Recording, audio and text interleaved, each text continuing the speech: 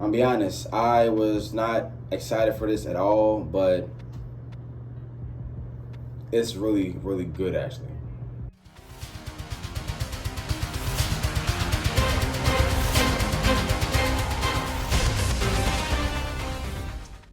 So basically, a quick summarization of this film: it's their Suicide Squad. It's this group of misfits, heroes, anti-heroes, that group up, band together to defeat a common enemy, right, or to save the world, or save a problem, right? And on paper, it offers some enjoyment, but no, I think my excitement wasn't really high because it was B-list characters, sidekicks or villains that wasn't really interesting in Taskmaster and Ghost from Ant-Man 2. The team consists of Yelena, Red Guardian, Bucky, John Walker, Captain America, kinda, the Ghost, and Taskmaster. And I think, to my surprise, it worked.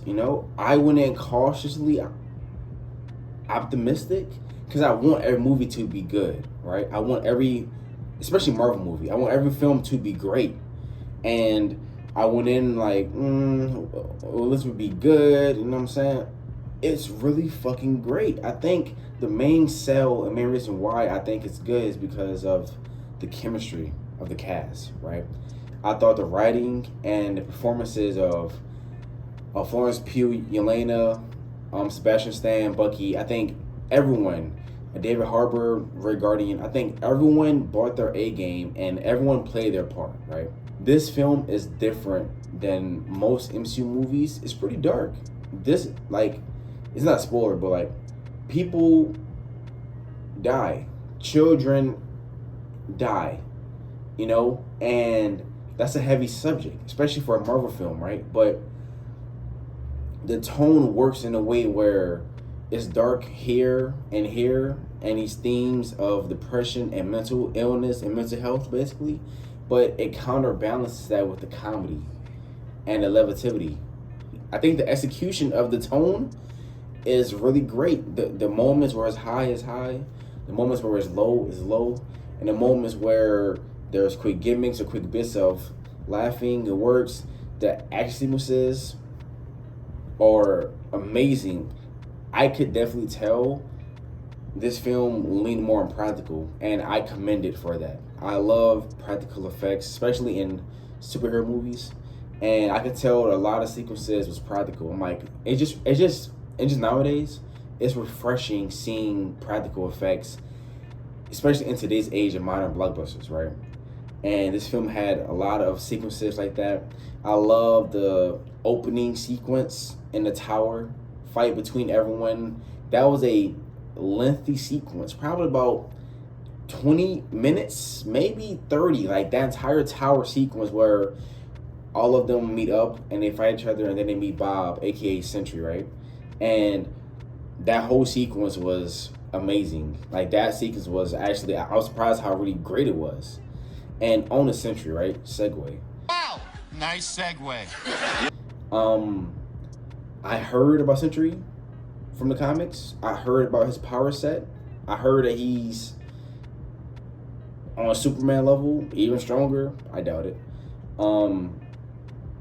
But how they handle Sentry to a first time person experiencing him for the first time, I'm on the verge of loving him. I think I love the aspect they took with him. I love the direction they took with him about why he the way he is, and I love his suit, his power scale. I love his name. I think everything about Sentry, I think it kind of works, and I'm happy he's casted in Avengers Doomsday because I want to see more of him. We only got one sequence with him in his suit, the blonde hair, and that sequence was popcorn, amazing, great. It was that shit you have to see on the big screen, I'll be honest. The emotion driven, the compellingness nature is Yelena, in my opinion. And I think followed by Sentry, Bob. I think that compelling nature is just drove the film emotionally. And I'll be honest, maybe once or twice I teared up.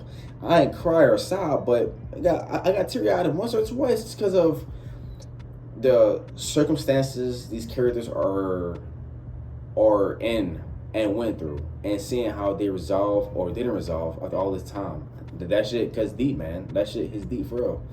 You know, mental health is a serious aspect, and it's refreshing seeing superheroes that we think are invincible relate to humans in a way like mental health, right? I think that's a refreshing aspect and take.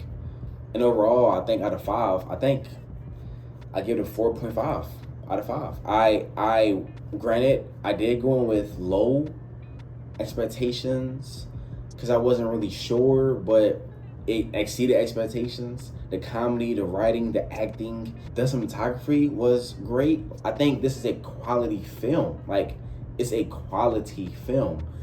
It's better than Cap 4. To me, by far, I think it's way better than Cap 4 by far. And I love Sam Wilson as Cap America, but comparing this film to that, this film blows Cap 4 out of the water, in my opinion. And yeah, I think you should definitely watch this film. This is a Marvel W. This is a win in their book. This is a win for the fans. Stay for the post-credit scene, please. Yes, there's 2, a mid-credit scene and a post-credit scene. Please stay for the post-credit scene. That shit is vital. That pushes the story along, right? That gets the ball rolling for Doomsday, you know, and that's what I wanted. I wanted something that pushes the narrative and story, that sets it up for Doomsday, and that post-credit scene does that perfectly, in my opinion. I think audiences and critics will like to love this film for the most part, and I can't wait for the future. I can't wait for Fantastic Four. Surprisingly, I'll be honest, I was never a Fantastic Four fan. Like, they're okay, but this film got me excited because I think Marvel is in the right path now. I think they're right back on track, and I'm excited. I don't believe this film is top 10 Marvel movies for me, but it might be top 15, and that's a high bar because Marvel made some fire ass shit over these past decades, right? And who knows, it might be 10 or 11, or who knows, I have to look back on it, but so far it's a 4.5 out of me. It's top 15 for sure. It's worth the watch. Go see this movie, please. This is my review for Thunderbolts. Thanks for watching.